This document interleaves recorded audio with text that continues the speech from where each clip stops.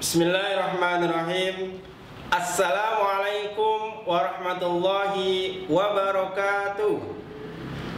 Alhamdulillahilladzi anzala ala abdihil kitaba wa lam yaj'al lahu 'iwaja.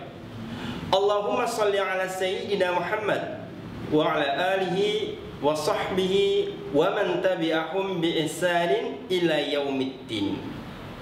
Apa kabar anak-anakku semua? Hari ini kita akan belajar pendidikan agama Islam dan budi pekerti bersama saya Muhammad Yusuf. Hari ini kita akan belajar materi tentang mujahadah an-nafs untuk kalian yang duduk di kelas 10. Baik, marilah kita buka materi hari ini dengan mengucap basmalah. Bismillahirrahmanirrahim. Sebelum kita memulai pembelajaran, marilah kita berdoa kepada Allah Subhanahu wa taala. Rabbi zidni ilma warzuqni fahma. Amin. Anak-anakku yang berbahagia, untuk apa sih kita belajar mujahadah nafs? Adapun tujuan pembelajaran mujahadah nafs adalah yang pertama, memiliki pemahaman yang benar tentang mujahadah an-nafs. Yang kedua, mampu membaca dengan baik dan benar sesuai dengan kaidah ilmu tajwid tentang dalil mujahadah an-nafs, yaitu surat Al-Hujurat ayat 12. Yang ketiga, mampu menghafal dengan baik. Dan yang keempat adalah menunjukkan perilaku mujahadah an-nafs. Mujahadah an-nafs apa sih artinya? Mujahadah an-nafs memiliki dua kata. Mujahadah an-nafs. Mujahadah artinya adalah bersungguh-sungguh. An-nafs artinya jiwa, nafsu, dan diri. Jadi, kalau digabungkan, mujahadah an-nafs artinya adalah bersungguh-sungguh mengendalikan diri dari hawa nafsu. Nah, apa yang dimaksud dengan hawa nafsu itu? Hawa nafsu adalah kecondongan jiwa kepada sesuatu yang selaras dengan keinginannya. Bapak ingin tanya kepada kalian nih, siapakah orang yang terkuat? Berdasarkan sabda Rasulullah SAW, orang yang terkuat adalah orang yang mampu mengendalikan hawa nafsunya ketika dia marah. Sebagaimana sabda beliau, An Abi Hurairah radhiyallahu anhu, qala Rasulullah sallallahu alaihi wasallam, laisa syadidu bisyu'ah, innama syadidu yamliku nafsahu indal ghadab. Rawahul Bukhari wa Muslim. Dari Abu Hurairah radhiyallahu anhu, semoga Allah meridhoinya, bahwa Rasulullah sallallahu alaihi wasallam bersabda, orang yang kuat bukanlah orang yang pandai ketika dia bergulat, tetapi orang yang kuat adalah yang mampu mengendalikan hawa nafsunya ketika dia marah. Anak-anakku yang berbahagia, menurut Al-Quran, nafsu terbagi menjadi 3. Yang pertama adalah nafsu amarah. Nafsu amarah artinya adalah keinginan untuk melakukan perbuatan keburukan. Yang kedua adalah nafsu lawamah, adalah nafsu yang menyesali setiap kita melakukan perbuatan keburukan, dosa. Dan yang ketiga adalah nafsu mutmainnah, adalah kecenderungan hati untuk beramal soleh, ketaatan kepada Rabb-nya. Anakku yang berbahagia, perbuatan mujahadah an-nafs dalam bab ini ada 2. Yang pertama adalah berprasangka baik.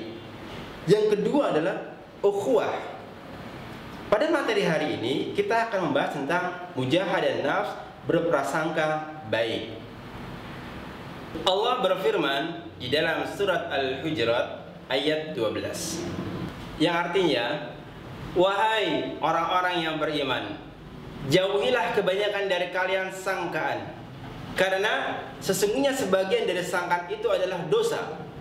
Dan janganlah kamu mencari-cari kesalahan orang lain, dan janganlah sebagian dari kamu menggunjing sebagian yang lain. Apakah kamu suka memakan daging saudaranya yang telah mati? Maka sudah tentu kamu merasa jijik kepadanya, dan bertakwalah kamu kepada Allah. Sesungguhnya Allah penerima taubat lagi Maha Penyayang. Anak-anakku, marilah kita mendefinisikan ilmu tajwid yang terdapat di dalam surat Al-Hujurat ayat 12. Baik, kemudian kita akan belajar mengidentifikasikan ilmu tajwid pada surat Al-Hujurat ayat 12. Ya itu adalah mad jaiz munfasil. Ha itu adalah mad tabi'i. Di adalah mad tabi'i. A itu adalah mad badal. Nu itu adalah mad tabi'i. Ijtanibu adalah qalqalah sugra. Kasiram itu adalah gunnah bi gunnah. Idgham bi gunnah. Minadh-dhan itu adalah alif lam syamsiyah. Inna itu adalah gunnah musyaddadah. Wala la itu adalah mad tabi'i. Wala yaktab ba'dukum. Wala yaktab itu adalah idgham mutamasilan. Kenapa idgham mutamasilan? Karena ba mati bertemu dengan ba hidup, atau bertemunya dua huruf yang sama. Yang satunya mati, yang satunya hidup. Ba'dukum, kum itu adalah ikhfa syafawi. Mim mati bertemu dengan ba. Ba'dha, dha adalah mad iwad. Nah, demikian tadi kita sudah membahas beberapa ilmu tajwid yang terkandung di dalamnya. Nah, untuk kalian di rumah kerjakan ya beberapa ilmu tajwid yang belum kita bahas. Selanjutnya, asbabun nuzul dari surat Al-Hujurat ayat 12 ini. Asbabun nuzul dari surat ini adalah ada salah seorang sahabat Rasulullah SAW yang ketika beliau sudah makan kemudian tertidur, maka dia mendengkur. Nah, akhirnya diceritakanlah kejadian tersebut. Kemudian turunlah surat Al-Hujurat ayat 12. Isi kandungan dari surat Al-Hujurat ayat 12 ini. Pertama, larangan untuk berprasangka buruk kepada orang lain. Melakukan tajassus. Apa itu tajassus? Mencari-cari kesalahan orang lain. Yang ketiga, melakukan ghibah, menceritakan keburukan orang lain. Selanjutnya adalah bertakwa, dan selanjutnya adalah bertaubat. Nah, perilaku mujahadah an-nafs pada hari ini kita akan membahas tentang husnuzon. Husnuzon adalah berprasangka baik. Berprasangka baik itu dapat mencegah dari 3 perbuatan tercela tadi. Apa itu? Su'uzon, tajasus, dan ghibah.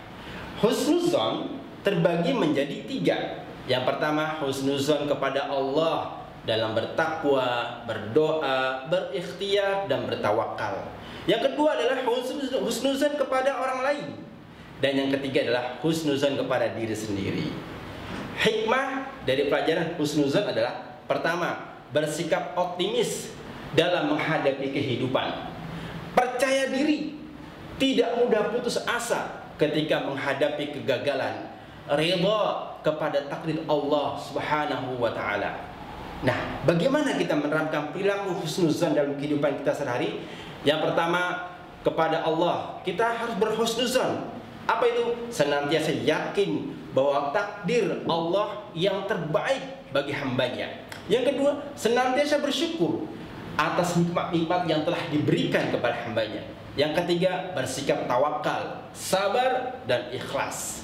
Kemudian, husnuzon kepada orang lain adalah melihat sisi baik dari orang lain, memaafkan kesalahannya, menghormatinya, dan selalu ingat akan kebaikan yang telah diberikan kepada kita. Kemudian husnuzon kepada diri sendiri, yakin bahwa kita mampu untuk melakukannya, yakin dapat menyelesaikan masalah tanpa putus asa, bekerja sekuat tenaga untuk mencapai tujuan dengan kerja cerdas, ikhlas, dan tuntas. Alhamdulillah, anak-anakku semua, kita sudah selesai mempelajari tentang materi mujahadah an-nafs pada bab husnuzon. Semoga kita dapat mengimplementasikan dalam kehidupan sehari-hari kita. Mari kita tutup pembelajaran ini dengan membaca hamdalah dan doa kafaratul majelis. Alhamdulillahirabbil alamin. Subhanakallahumma wa bihamdika asyhadu an la ilaha illa anta astaghfiruka wa atubu ilaik. Anak-anakku, terima kasih telah menonton video ini. Silakan di like, komen, dan subscribe, dan jangan lupa untuk di-share kepada teman-teman kalian. Terima kasih. Assalamualaikum warahmatullahi wabarakatuh.